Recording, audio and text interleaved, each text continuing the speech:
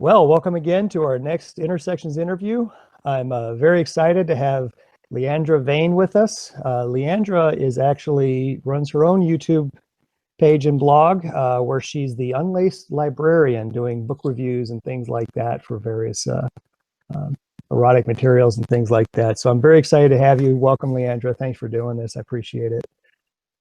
No problem. Thanks so much for having me. Absolutely. So I'll just jump right in. You said you identify as bisexual. So what's that identity mean to you?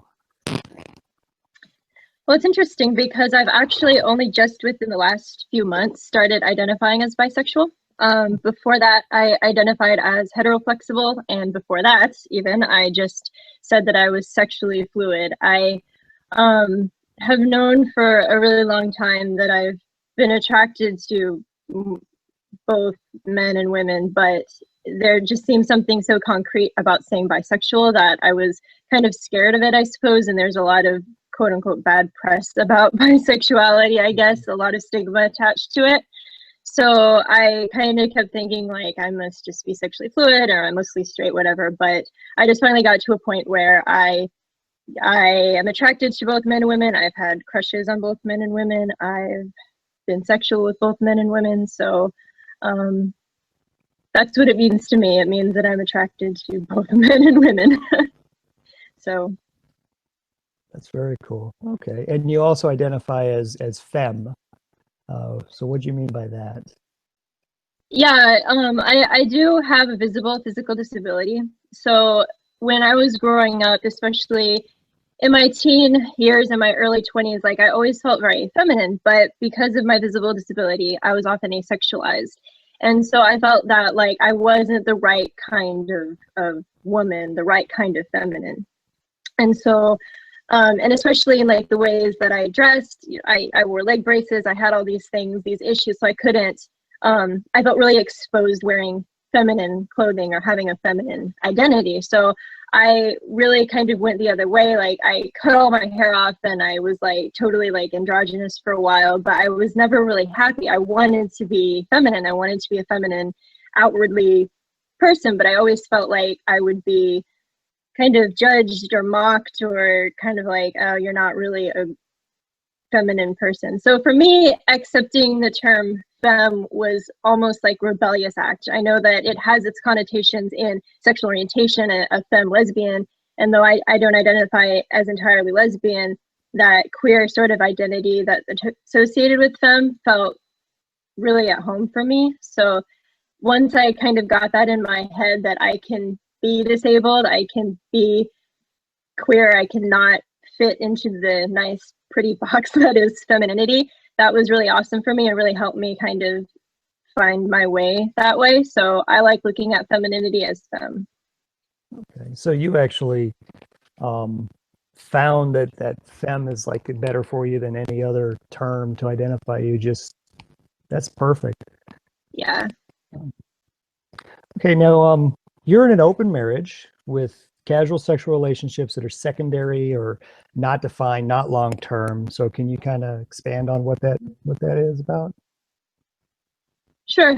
My husband and I have been in an open relationship for 4 years now. So relatively short time. I know a lot of people have been in the lifestyle for 10, 20 years, but we decided to open up our relationship and our marriage fairly early on in our marriage. It wasn't even a year into our marriage that we decided to have open relationships. So at this point, neither one of us have had a long-term relationship. We're open to the idea, but especially where we live in a really conservative place. And so most of the people that we have relationships with, they're also married. They also are looking for other things. So the sexual or even the emotional relationships are more casual. They're not as long-term, but we're open to that in the future. We just haven't got there yet. So we're still exploring and we're still growing. So I don't consider myself polyamorous. I think that kind of would connotate having longer relationships, but as of right now, we're open.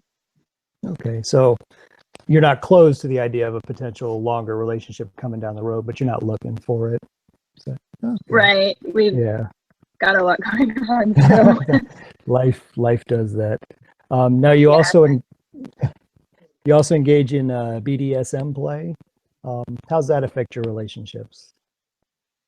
It opens up to a lot more relationships, actually. I think BDSM, there's so much within it that you can do. You can play at smaller parties, you can go to munches. So I found that people who maybe are not open to being like in an open relationship sexually are interested in going to like a play party. So I can invite people to explore things, and then we get to talking, and I've just made a lot of friends, just friendship, and the relationships that kind of go a little bit further than friendship because you're experimenting with these sensation play or scenes, and they're exploring their sexuality as well. So it's just kind of a great way to be able to talk to people about these kind of taboo things like sex. And so I found that BDSM, it has a place for me, but for my relationships, it really has opened me up to people that I would never think that I would have such relationships with. So yeah, that's very cool. Now you kind of touched on that you have a physical disability. Can you tell me more about that disability and how, like, what kind of impact it's had on? I know it's kind of what brought you to identifying as femme, but kind of how that all came about and how it influences your sexuality. yeah, so I was born, it's called lipomyelomeningocele. That's a fun word to say. But basically, I have nerve damage. I can't feel about half of my body. I walk with leg braces. So I am pretty visible when it comes to my disability. So I think that that visible stigma has kind of always been with me, like ever since I was a kid on the playground, and like kids were pointing out like the things I couldn't do or the differences. And that has followed me up to now. Like, you know, that's always in the back of my mind when I go to job interviews, when I walk into a room or potential dating possibilities and things like that. It's always kind of there. So that battle has really been the driving force in a lot of ways. And it is attached to my body. So physically, I had to learn, you know, how do I have pleasurable sex when I can't feel half of my body, and what things are safe for me and what things, you know, that totally don't work for other people. For example, the crook of my left elbow is totally an erogenous zone. Who would have known that without like exploring? So, you know, that's why I wanted to explore BDSM, because I wanted to do all of these different sensation things and all of these different things that were not traditional sex, because it felt good to me, because it was a way to connect with my body in a totally different way and with totally different people. So, but that visible thing is always there, because people want to put you in a box. They want to look at you and say, you're a man, you're a woman, this is what you do, this is your role. They want to be able to categorize you. And so having a disability totally messes that up, and people will make up all these stories about you and try to categorize you. A lot of times people would just like treat me like I was a child, or like I was inspirational, like I was a super nice girl, like, and I didn't want any of that. So I guess it was all just a big rebellion kind of coming into myself as well. But the disability, I think, is really a driving factor behind a lot of things, at least in a way that I was really unhappy with the way society was judging me. So I had to basically take it for myself and realize what makes me happy. Now, just wondering, because I've heard of this happening, and if you're not comfortable with this, that's fine. But have you experienced the other extreme of that, of being fetishized because of having the disability? Oh yeah. There's have you heard of devotees? They're Heard the term, yeah. Yeah, so basically there are different types of disability fetishists. So some people are really attracted to amputees, for example, and then some people are attracted to people with braces or just different things. So when I started interacting online with people in disability communities online, that's when we found out that there were some people who were fetishizing the disability. They were there to meet people with disabilities because they had a fetish for it. And at first I was really upset by it. Like I didn't know how to take it. I was upset, and like I was grossed out. I was freaked out. Like it was really terrible. But upon learning more about the fetishes and about the attraction to disability, because I think that there are both fetishes, but there's also like an attraction to this to disability that's a bit more complex. And I'm not saying fetishes aren't complex, but there it is. But anyway, I was really upset at first, but after processing it quite a bit, I realized like a lot of my reactions were because I was so sex negative. Like, I'm like, nobody is supposed to want my disability, so why do you want it? Like, that's, you know, and when you put it that way, that's kind of, you know, that points out a huge insecurity that I had with my body. So plus I had fetishes of my own, and I didn't want to acknowledge that I had fetishes. So like, if I said that disability fetishes were okay, like I would have to accept that I had them, and I wasn't prepared to deal with that. So it was a big, yeah, I've been exposed to people that have disability fetishes. Okay. All right, thanks. Now just I'd like to hear about the journey. You talked about how you kind of went from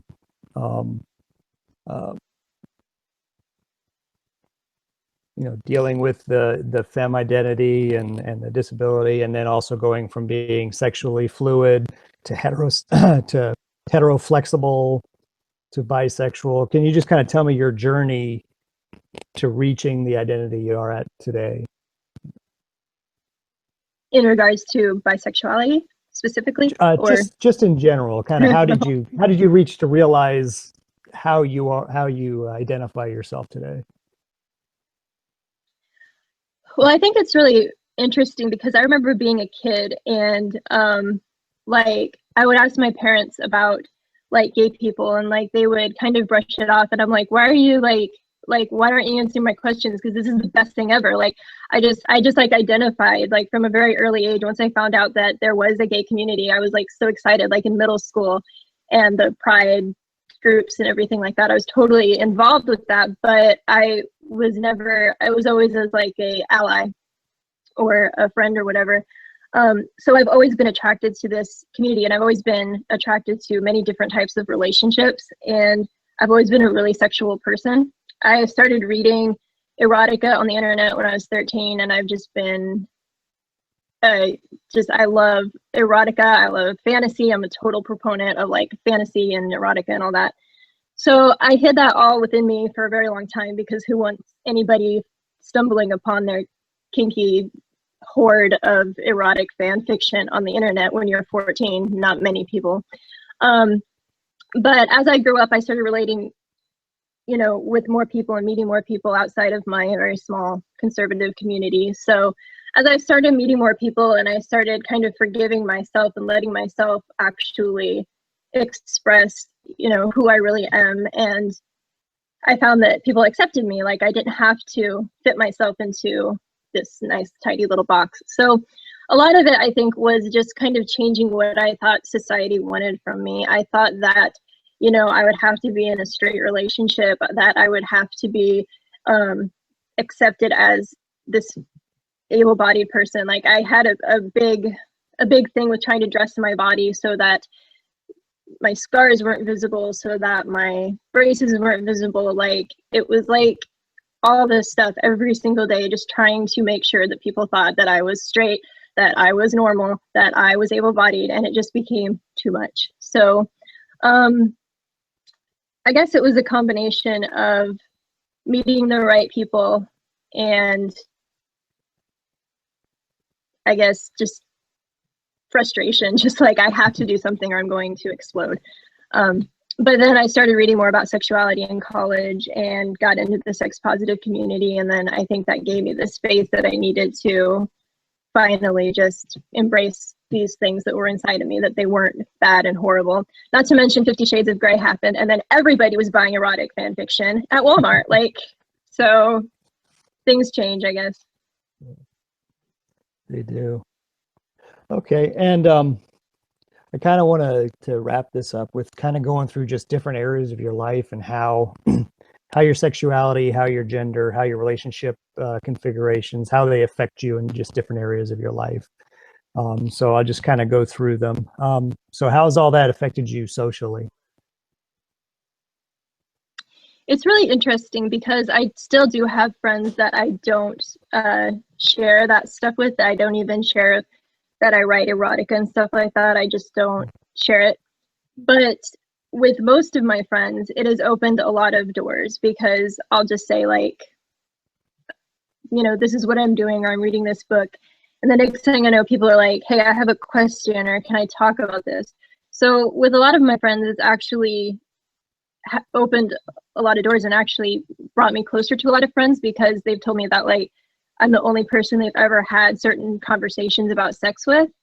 So I think that's really cool, and I'm kind of embracing that because I know there are some friends that would like totally disown me if they knew what was really going on. So it is nice to have so many people that are interested and to make that genuine connection with. Yeah, I bet. How about legally? Any impacts? I haven't run really into anything legally. I am legally married in my state to a man, so I haven't gotten into a deep enough relationship with anybody concerning like finances or children or anything like that yet. So I don't have much experience with anything like that. So How about medically? yeah, I have to go to a doctor a lot. Like I've had so many surgeries, and it's interesting actually. When I was almost 20 years old, I actually went to a doctor, and this doctor told me that because of like how my spinal cord or my spinal column, I guess, whatever sits, that sex might be painful for me, and it will probably be painful for the person having sex with me. And at that time, I was just like traumatized because I was like, what am I going to do now? Like if sex is going to hurt, like nobody wants to have sex with somebody if it's going to hurt. Like this is horrible. So I actually was really upset by that, and I was too embarrassed to like go get a second opinion. And I was used to doctors telling me all the time that your body doesn't work, so you know, like that's just how it is. So I went through a period of about 8 months afterwards where I actually identified as asexual. Like I decided I'm not going to have sex, I have to cut it out of my life. And that was like horrible. Like I was having out of body experiences. I was really, really upset. So yeah, I definitely think that there are like issues medically because if people, especially if you have a disability, like a lot of doctors and things like that, like they don't always know what to tell you, or if they give you advice it might not work. You have to take it, like you have to try things out for yourself to really figure out. You have to be like your own advocate for a lot of things medically, and especially in sexuality, because that's something that's just not talked about a lot of times, especially with disability. So yeah, that's like a whole other thing. Yeah. Yeah, it seems that doctors sometimes anything sexual that's outside of just normal heteronormative sex, a lot of times some doctors tend to be uncomfortable with it, and then it becomes uncomfortable to have the conversation.